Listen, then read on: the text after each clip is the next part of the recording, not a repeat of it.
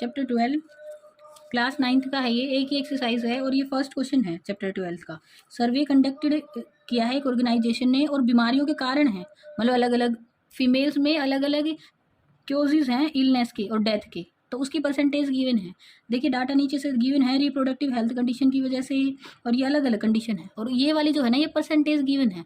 ये परसेंटेज जो टोटल होती है वो 100 में से होती है, तो ये टोटल तो है 100 में से अलग अलग वजह से जो बीमारियां हो रही हैं उनकी परसेंटेज गिवन है।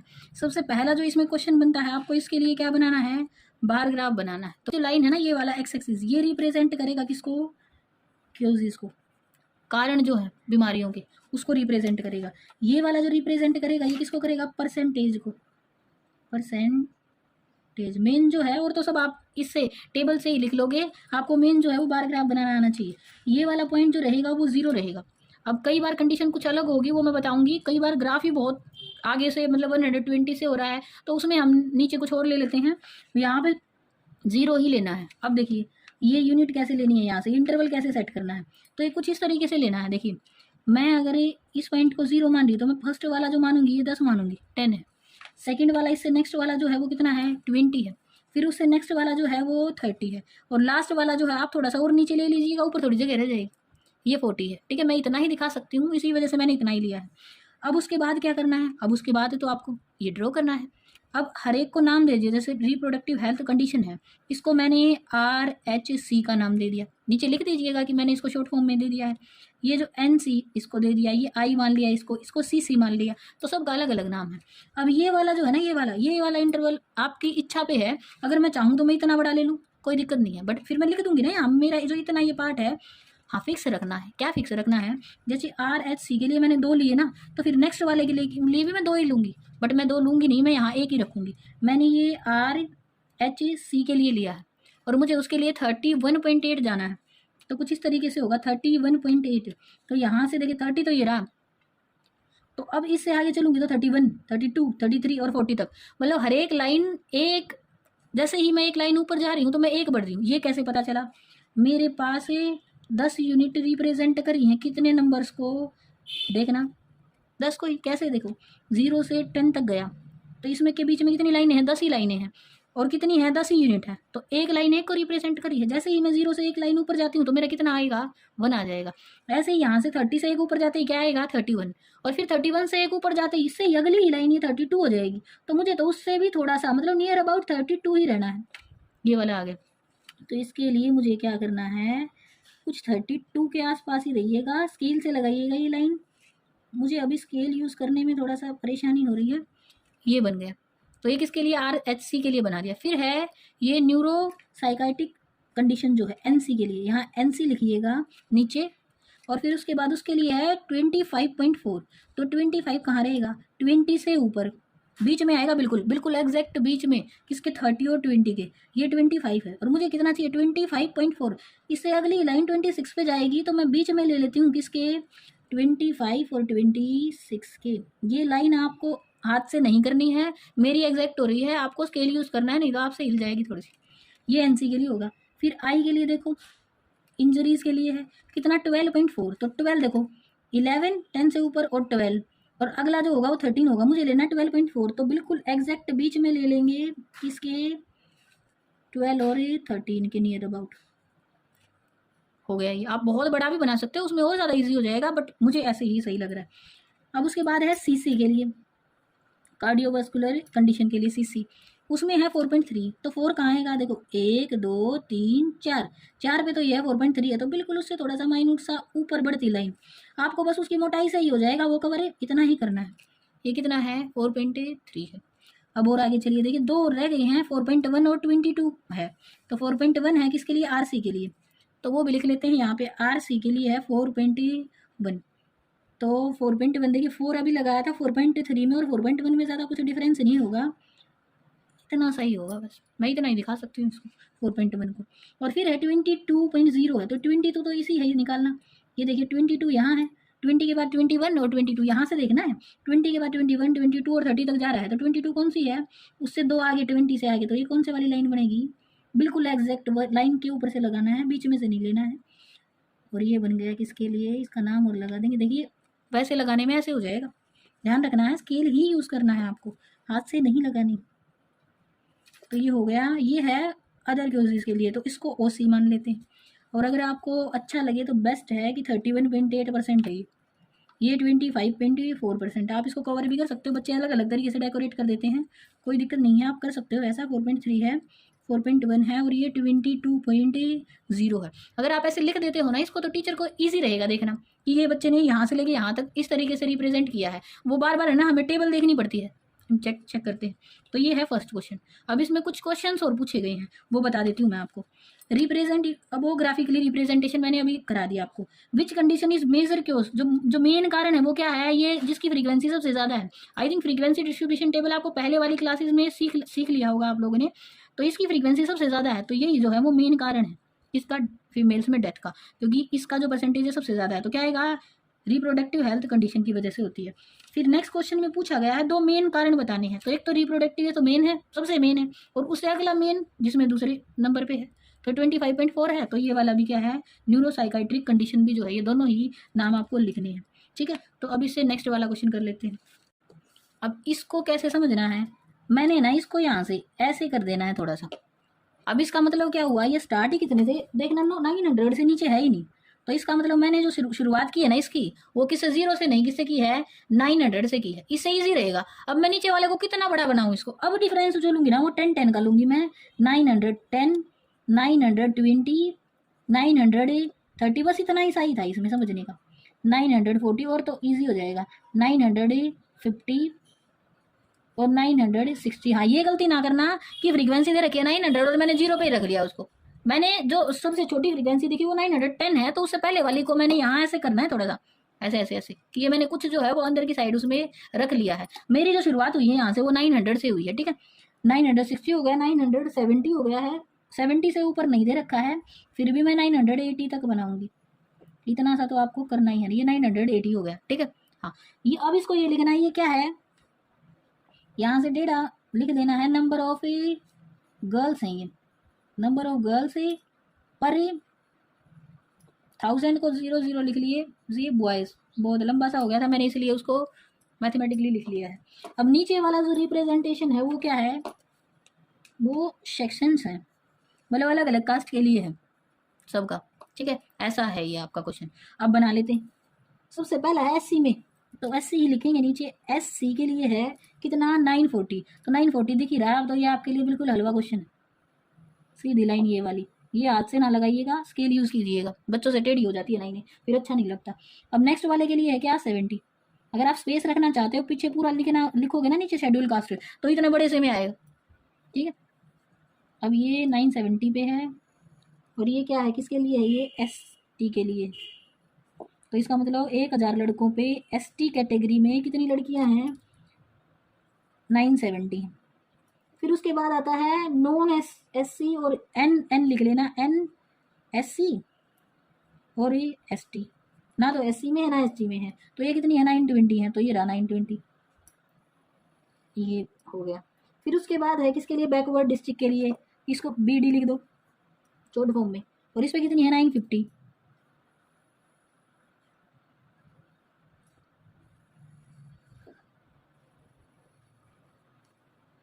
हो गया इतना। फिर उसके बाद है नॉन बैकवर्ड डिस्ट्रिक्ट के लिए, NBD लिख दीजिए इसको, उसमें है 920। अभी 920 के लिए ड्रॉ किया था, 920 किस में थी पहले, नॉन एससी और एसटी में थी, ये भी आ गए, ये हो गया। फिर उसके बाद है रूलर में, आर से डिनोट कर दीजिए, उसमें है 930,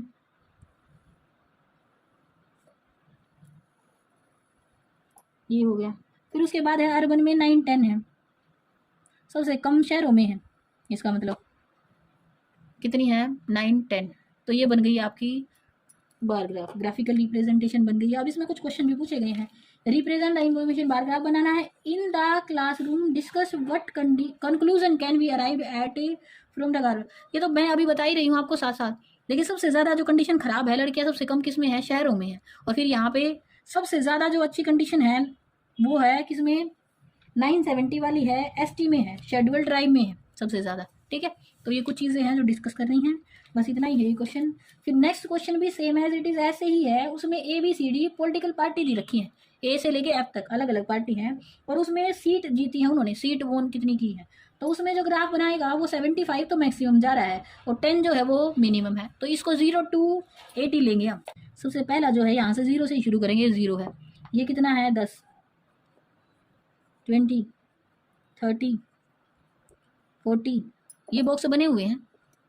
कई बार बच्चे जो दे रखी होती है ना फ्रीक्वेंसी, उसी को लिख देते हैं 0, 5 दे रखी तो 5 लिख दी, 7, 10, 12, 13, मतलब जो गिवन है उसी को कहीं कहीं लगा के, ऐसे नहीं करना है। पहले आपको ये इंटरवल सेट करना है, उसके बाद जितना है आपके टेबल में उसके हिसाब से चलना है। 70 और लास्ट वाला जो है ऊपर वाला कितना ही हो जाएगा 80, उसको भी लिख दीजिए।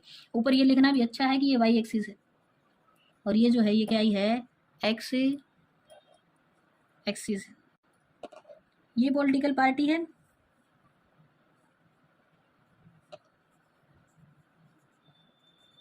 और ये वाला जो है वाई एक्सिस जो है ये रिप्रेजेंट करेगा सीट वोन, मतलब कितनी सीट जीती उन्होंने, ठीक है ये वाला। अब पार्टीज के नाम है ABCD, साथ में नीचे वो लिखेंगे।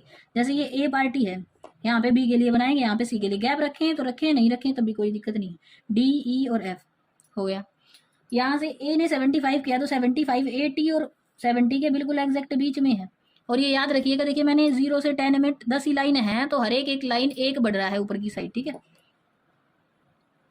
एक लाइन एक यूनिट के लिए है। ये हो गया 75 पे, यहाँ पे ये 75 पे है, फिर एक 55 पे है, तो ये लाइन आएगी 55 वाली, बाद में लगा लेंगे। और एक 37 पे है, तो 37 वाली कैसे होगी, बीच वाला 35, 36 और 37 वाली लाइन ये होगी सी के लिए। फिर एक 29 पे, इसका मतलब क्या, 30 से एक नीचे क्या होगा 29, मैंने पहले ऊपर वाले ये लगा लिए। फिर एक है 10 पे, 10 का तो सब सही है, ये रहा 10, यहाँ से देखना है। फिर एक क्या है 37 पे, 37 अभी बनाया था, क्या रहेगा यहाँ रहेगा, दो पार्टीज की सीट जो है वो सेम है। अब ये लाइन लगा लीजिए, स्केल से ही लगाइएगा, अच्छा रहेगा।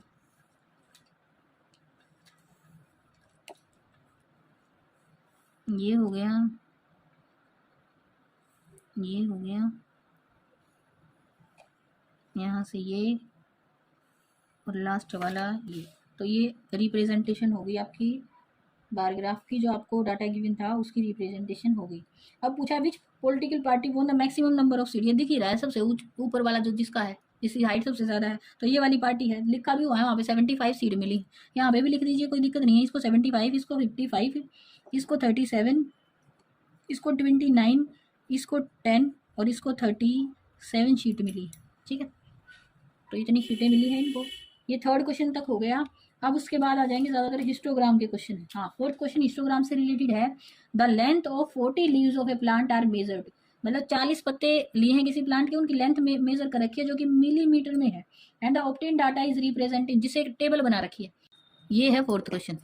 यहाँ पे ये जो है ना ये लोअर लिमिट है, फिर उसके बाद ये वाली जो है ये क्या है अपर लिमिट है। जो ये वाली है इसको क्या बोलेंगे लोअर और लिमिट LL, ये जो है ये अपर और लिमिट UL। अगर इसको और प्लस इसको और डिवाइडेड बाय क्या आ जाए 2, तो उससे क्या बन जाता है क्लास इंटरवल बन जाता है। तो क्या होता है लोअर लिमिट और प्लस अपर लिमिट और डिवाइडेड बाय 2 बन जाएगा, तो क्या बन जाएगा क्लास इंटरवल। अब क्लास इंटरवल बाद में देखेंगे, पहले इसको देखो 118 से 126 है, ठीक है। डिफरेंस देखिए पहले तो इंटरवल में कितना है, यहाँ से 2 और ये 8 है, यहाँ से फिर ये 127 से जाके 135 पे, इसमें भी 8 का ही डिफरेंस है, इसमें भी 8 का ही है, इसमें भी 8 का ही है, ठीक है। डिफरेंस जो है वो सही चल रहा है, बट जो ये लोअर यहाँ से जो अपर लिमिट थी वो अगले इंटरवल की लोअर लिमिट होनी चाहिए, ऐसा है बिल्कुल नहीं है। देखिए 126 से अगली जो लोअर लिमिट थी वो ये वाली अपर लिमिट होनी चाहिए थी इंटरवल का। देखिए इंटरवल टूट गया, 126 से किस पे चली गई 127 पे चली गई है। तो इसको क्या करना है पहले सेट करना है। तो इसको सेट करने के लिए क्या करना है आपको इतना ही करना है। इसमें डिफरेंस देखिए कितने का है 126 और 27 में 1 का डिफरेंस है, तो इसमें तो 1 पॉइंट बढ़ा दो। इसका मतलब क्या हुआ 1 का आधा आधा किया तो कितना हो जाएगा 0.5, इसमें बढ़ा दें और इसमें से क्या कर दें कम कर दें, तो ये इंटरवल सेट हो जाएगा। तो यहाँ पे 26 इसमें से कम करना है, तो यहाँ हो जाएगा कुछ इस तरीके से होगा, ये मैं यहाँ लिख रही हूँ 117.5 हो जाएगा और ये हो जाएगा 126.5। तो इनमें सब में पिछलों में तो 0.5 ही बढ़ जाएगा, यहीं पे सेट कर देते हैं। जो अपर लिमिट है हर एक इंटरवल की उसमें तो 0.5 बढ़ जाएगा और कम किस में हो जाएगा अगले वाली में। अब देखना 126.5 इसमें 0.5 कम होगा 135.5, 144.5, 153.5, 162.5 और 171.5, ये इंटरवल हो जाएगा। आगे ये जो है ये लोअर लिमिट बन जाएगी और ये वाली में 0.5 बढ़ गया। अब इंटरवल हो गया आपका सेट और ये वाला जो फ्रीक्वेंसी है वो आपको गिवन है ही। हिस्टोग्राम बनाना बिल्कुल वैसे ही बनता है जैसे बार ग्राफ होता है। हाँ, बार ग्राफ में बीच में स्पेस हो सकता है, इसमें बीच में स्पेस अब रहा ही नहीं। देखो दे तो दिया 117.5 से 126.5 तक चलेगा, अगले वाला 126.5 से 135.5 तक जाएगा। तो इंटरवल सेट हो गया, फ्रीक्वेंसी गिवन है ही आपको किसकी कितनी है कितने हैं। तो अब आपको बनाना है इसके लिए हिस्टोग्राम। अब इसमें कुछ क्वेश्चंस गिवन है वो और देख लेते हैं। क्वेश्चन क्या है, सबसे पहला क्वेश्चन है हिस्टोग्राम बनाना, बना लेंगे। Is there any other suitable graphical representation for the same data. Graphical representation हो सकती है, वो डिपेंड करती है कि आप यूनिट कितनी ले रहे हो बनाते टाइम। जैसे मैं जो यूनिट ले रही हूँ, मैंने एक लाइन बनाई है एक बढ़ने के लिए, जैसे कोई उसको ज़्यादा बड़ा बना दे एक्सटेंड करके, तो वो रिप्रेजेंटेशन होती है आप कितना यूनिट ले रहे हो उसको रिप्रेजेंटेशन करने के लिए। मैं यही चीज़ आपको ग्राफ ड्रॉ करूंगी तब बताऊंगी कि ये दो तरीके से और भी बन सकता है। इज देयर एनी, अब है is it correct to conclude that maximum number of leaves are 153 millimetre. देखिए सबसे ज़्यादा फ्रीक्वेंसी किसकी है, 144.5 से लेके 153.5 तक की है, ठीक है। तो 153.5 तक की फ्रीक्वेंसी, अच्छा इसने 153 mm के लिए पूछा है, बट उसको भी नहीं बोला जा सकता है, क्या पता सबसे ज़्यादा जो लीफ हैं वो 145 के हो। तो ये डिसाइड तो नहीं किया जा सकता है, तो एक रेंज दे रखी है कि यहाँ से लेके यहाँ तक 12 है, क्या पता कौन से वाले पॉइंट कौन से वाली लेंथ है जो ज़्यादातर लीव्स की है। तो ये बिल्कुल डिसाइड नहीं किया जा सकता है, ये करेक्ट नहीं है, ठीक है। Maximum number of leave. अब इसके लिए हिस्टोग्राम बना लेते हैं। नीचे वाले में आएगी लेंथ और वो भी किस में, इन mm में, और फिर यहाँ से इसमें आएगा क्या आपका, इसमें आएगा number of leaves, number of leaves लिखना है ये। फिर उसके बाद देखिए क्या है, मुझे करना है 117.5 से कितने तक जाना है, 126.5 तक, यहाँ तक, ठीक है। आप दो को लेना चाहो तो ले सकते हो, उससे थोड़ा सा और इधर की साइड लंबा बन जाएगा।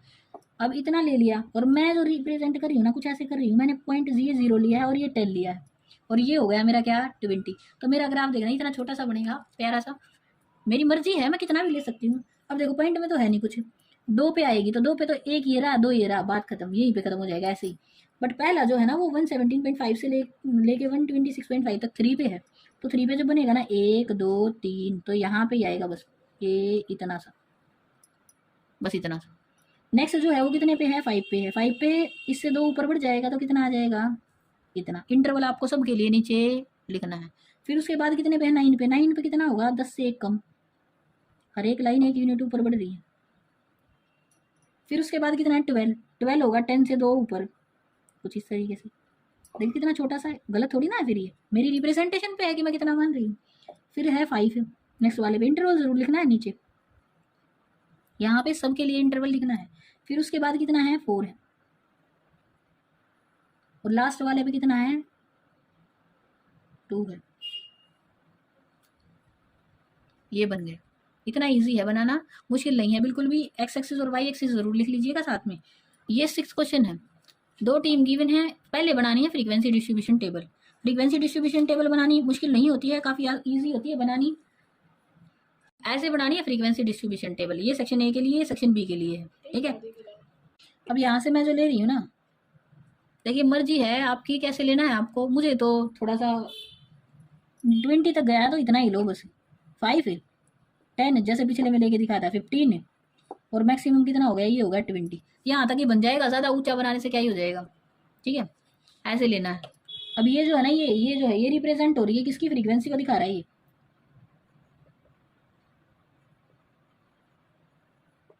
और ये जो है ये रिप्रेजेंट हो रहा है क्या, मार्क्स।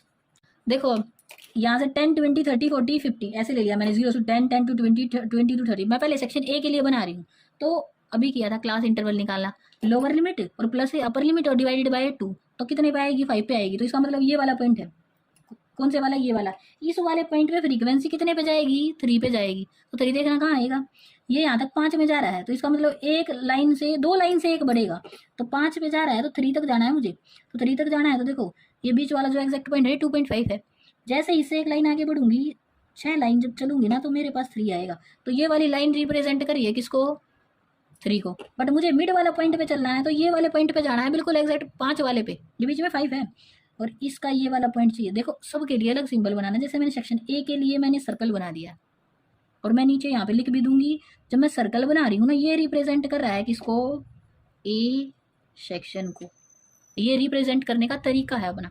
तो ये मैंने ले लिया यहाँ।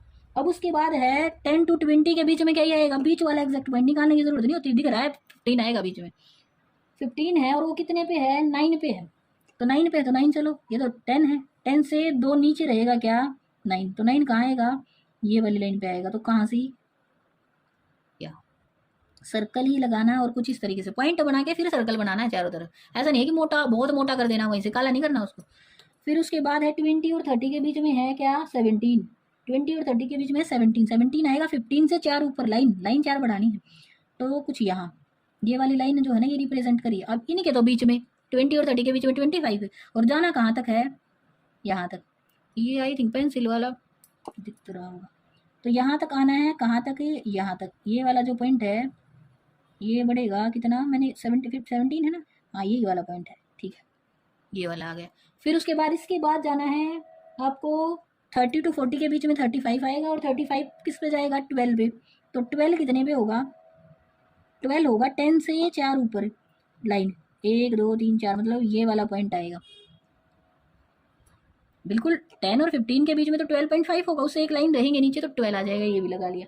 फिर उसके बाद है 40 से 50 के बीच में 45 पे आएगा, और वो कितने पे जाएगा, 9 पे, 9 पे इससे पहले भी एक पॉइंट आया था, वो यहाँ था, तो उसी पॉइंट पे, उसी के आपको सीधी लाइन से इसका मिड वाला पॉइंट लेना है और यहाँ लगा देना है। ये होगी फ्रीक्वेंसी डिस्ट्रीब्यूशन पॉलीगन ग्राफ है आपका, किसके लिए, ए के लिए, इसको मिला देना है, इसको इससे, सीधी लाइन नहीं लगानी है, पॉइंट को पॉइंट से मिलाना है, जैसे इस पॉइंट को उस पॉइंट से मिलाना है, बीच में से ऐसे नहीं है कि जैसे चाहे बेशक टेढ़ी हो जाए लाइन जाने तो सीधा, नहीं, पॉइंट को एक पहले वाले पॉइंट को उससे अगले वाले पॉइंट से मिलाते चलना है। ये मिल गया इससे, अब इसको मिला देना है किससे, इससे, ये बन गया मेरा किसके लिए, सेक्शन ए के लिए, लिखा हुआ है ऊपर ये जो डॉट है, ये मेरा, और सर्कल जो रिप्रेजेंट कर रहा है सेक्शन ए को।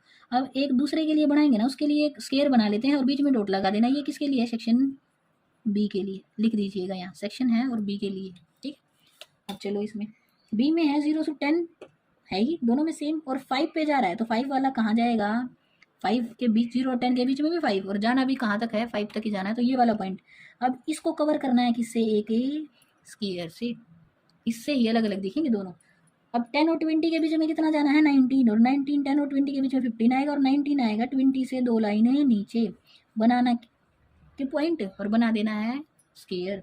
फिर उसके बाद 20 से 30 के बीच में कितना है, 15, ये बहुत ईजी है, इसके एग्जैक्ट पॉइंट मिल रहे हैं, देखिए 20 और 30 के बीच में 25 और 15 पॉइंट लगाया, और उसको कवर कर दिया किससे, एक स्क्वायर से। उसके बाद 30 और 40 के बीच में क्या ही है, 10, 30 और 40 के बीच में आएगा 35, और उसके लिए कितना है, 10, ऐसे लगा दिया। फिर 40 और 50 के बीच में कितना है, 1, तो 1 में एक लाइन नहीं, 2 लाइन बढ़नी है, बीच में आएगा ये वाला पॉइंट 45, और एक बढ़ेगा तो कितनी लाइन से बढ़ेगा, 2 लाइन से बढ़ेगा, और ये वाला पॉइंट ही आ जाएगा। अब जैसे पहले वाले पार्ट में किया था, ए सेक्शन के लिए बनाया था, वैसे ही दूसरे वाले में करना है, पॉइंट को पॉइंट से मिलाना है, इस पॉइंट को इस पॉइंट से मिला दिया, मिल गया। अब इससे नहीं आना, इससे मिलाना, पहले इस पॉइंट को इस वाले से मिलाना, बिल्कुल एग्जैक्ट रख के देख लेना, इधर उधर नहीं होना चाहिए। और अब इसको मिलाना है किससे,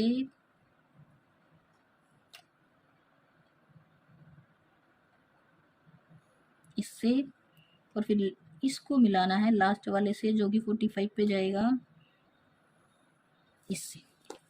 तो ये वाला जो था, ये था ए के लिए, और ये वाली जो लाइन बन रही है, ये बन रही है किसके लिए, बी के लिए। ऐसे बनाना है, बहुत ईजी है बनाना, मुश्किल नहीं होता है, आपको रिप्रेजेंट करने का तरीका आना चाहिए, इजीली हो जाएगा। जहाँ से शुरू हुआ था वहाँ पे खत्म हो रहा है, जहाँ भी है कोई दिक्कत नहीं है ना। तो इसको जैसे इस टाइप से अगर आपको गिवन हो तो ये आपको रीड करना भी आ जाएगा कि क्या किस तरीके से बोल रहा है, और अगर आपको टेबल गिवन है और उससे बनाना है ये आपको, तो ये भी इजीली बन जाएगा। ऐसा ही क्वेश्चन नंबर 7 है, उसमें भी देखो आगे से नंबर ऑफ बॉल्स 1 से 6 7 से 12 तक ऐसे गिवन है, बट उसमें थोड़ी सी आपके पास ये दिक्कत आएगी कि 1 to 6 देके फिर 7 to 12 बोला है, तो उसमें 6 और 7 में डिफरेंस आ गया 1 का। जैसा कि हमने पिछले 4th क्वेश्चन में किया था ना, सेम एज इट इज। पहले क्या करना है, आपको इंटरवल को सेट कर लेना है, इंटरवल सेट हो जाएगा तो क्वेश्चन इजीली हो जाएगा। अब उसके बाद आ जाइए 8th क्वेश्चन में, 9th और 8th एक करा देती हूँ मैं आपको करा देती हूँ 9th क्वेश्चन, लास्ट क्वेश्चन ना। देखिए यहाँ से ये नंबर ऑफ सरनेम्स और यहाँ से नंबर ऑफ लेटर्स। अब यहाँ से लिखना, इसमें जो क्लास इंटरवल है वो आपका सेट नहीं है, अगर आपने ध्यान दिया हो तो। देखो मैंने भी बनाते टाइम ही देखा है, 1 से 4 दे रखा है, तो 1 से 4 में कितने का डिफरेंस है, 3 का है। फिर इसमें कितने का डिफरेंस है, 2 का है। फिर आगे 6 से 8 है, 2 का है। तो हम इसमें इंटरवल सेट करेंगे, कैसे करेंगे अब उसको, अगर मैं सेट कर लूँगी, मुझे 2 का ही लेना है डिफरेंस, तो कुछ इस तरीके से। देखिए मैं आपको ये चीज़ यहीं पे करके दिखाऊंगी कि स्टेटमेंट को कैसे सोल्व करना है। यहाँ से ये बोल रहा है 1 से 4 में कितने का डिफरेंस है, 3 का डिफरेंस है। यहाँ से 4 से 6 में कितने का है, 2 का डिफरेंस है। तो ये आपको कुछ इस तरीके से करना है। 1 से 4 के लिए कितने हैं, 6। 1 से 4 के लिए कितने हैं, 6 हैं। तो इसका मतलब क्या है, 3 के लिए कितना है, 6 है। तो 1 के लिए कितना होगा, 6/3। यूनिटरी मेथड लग रहा है, रट लेते हैं बच्चे। बच्चे क्या करते हैं, ये यहाँ रखना है 6, नीचे क्या लिखना है, डिफरेंस लिखना है, और मल्टीप्लाई जितने के लिए कर रहे हो उसको यहाँ रख लेना है। तो ये कितना हो गया, 3 से 2 पे गया, और तो कितना आ गया इसके लिए, 4 आ गया। ऐसे ही करते हैं बच्चे। तो जो मेन है इसमें चीज़ वो ये है कि आपको ये ध्यान रखना है। देखो 3 कितने के लिए है, 3 के लिए कितना है, 6 है। तो 1 के लिए कितना होगा, 2 होगा, और निकालना कितने के लिए, 2 के लिए कितना हो जाएगा, 4 हो जाएगा। यही तो है। अब अगले वाले में कितना है, 30 है, और डिफरेंस भी कितने का, ये 2 का है। तो मुझे यूं का यूं रखना है, कोई दिक्कत नहीं है, मैं 2 का ही डिफरेंस लेना चाह रही हूँ। अगले वाले में देखो 6 से 8 में कितने का डिफरेंस है, 2 का है, और दे भी रखा 2 का ही है, तो यूं का यूं रखना है, कोई दिक्कत नहीं है। अगले वाले में डिफरेंस कितने का है, 4 का है। तो इसका मतलब इनमें 4 का डिफरेंस, और ये 4 कितने से रिप्रेजेंट हो रहे हैं, 16 से हो रहे हैं। तो 2 कितने से रिप्रेजेंट हो रहे होंगे, 4 16 है, तो 1 कितना होगा, 16/4 मतलब 16/4, और 2 कितने के होंगे, 8 के। कैलकुलेशन के लिए लिख लेना बेशक से 16 और 16/4 और मल्टीप्लाई विद 2 आएगा। ये 4 से 4 पे, और 4 2 8, तब भी 80 आएगा। वैसे भी मैंने यही बताया आपको। अब यहाँ से 12 से लेकर 20 तक जा रहा है, तो कितने का डिफरेंस है, 8 का डिफरेंस आ गया। और 8 रिप्रेजेंट हो रहा है कितने से, 4 से। तो इसका मतलब 2 रिप्रेजेंट हो रहे होंगे कितने से, 1 से। आप इसी मेथड से कर लीजिएगा, लिख लीजिएगा साइड में 4, और नीचे आएगा कितना, जितना डिफरेंस है, और मल्टीप्लाई विद चाहते कितना है, 2। तो ये 4 1 जा और 4 2 जा पे, और ये कट गया 2 से 2, तो कितना आ गया, 1। तो यहाँ से मेरे पास कितना आएगा, 1। तो जो चेंज हुआ है वो कितने के लिए हुआ है, तो ये 6 में यहाँ पे क्या आया था, ये तो सेम ही है, इसमें तो कुछ करना ही नहीं है। 6 में यहाँ पे आया था मेरे पास 4, मैंने थोड़ा सा स्पेस छोड़ दिया क्योंकि ये पॉइंट जो है ये 0 को रिप्रेजेंट कर रहा है। तो मैं 1 यहाँ से मान रही हूँ, यहाँ से 1 to 4 है, ये 4 to 6, ये 6 to 8, ये 8 to 12, और ये 12 to 20 है। अब जो मैंने निकाला है उसको रखना है। जैसे मैंने 1 to 4 के लिए निकाला था 4 को, तो 4 जो आएगा मेरा वो कहाँ आएगा, 4 ही लाइन रिप्रेजेंट करेंगी, ये वाला आएगा। फिर उसके बाद है 4 to 6 30 है, तो 30 पे ही जाएगा, यहीं आएगा क्योंकि सेम रहेगा। ये 6 to 8 44 है, तो 44 पे ही जाएगा, जो कि 44 बनेगा यहाँ। कैसे, ये 40 है, 41 42 43 44 और 45, और फिर 50 तक जा रहा है, ऐसे ये लाइन लगा लो पहले। फिर 8 to 12 मैंने जब निकाला था तो 16 आया था, 16 गिवन था, और मैंने जब निकाला था तो कितना आया था, 8 आया था। तो 8 कहाँ आएगा, 10 से 2 नीचे यहाँ आएगा। फिर 12 to 20 जब मैंने निकाला था तो 1 आया था, तो 1 तो बिल्कुल ही यहाँ आएगा। अब क्या करना है, इनको या तो यूज़ करो, स्केल बेटर है, स्केल यूज़ करना। वैसे करेंगे तो हो जाएगी थोड़ी सी मिस्टेक। ये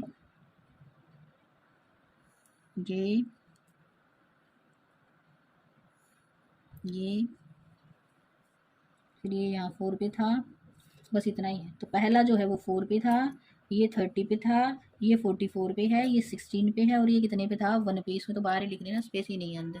ठीक है, तो इस तरीके से बनेगा क्वेश्चन नंबर 9 का। अब ये हिस्टोग्राम बनाने के बाद write the class interval in which the maximum number of surnames lie. वो इंटरवल बताना जिसमें मैक्सिमम नंबर ऑफ सरनेम्स हैं। तो सबसे ज़्यादा फ्रीक्वेंसी किसकी है, 44 की है। तो 6 to 8 इंटरवल है जिसमें ज़्यादातर सरनेम है, यही आपका आंसर होगा।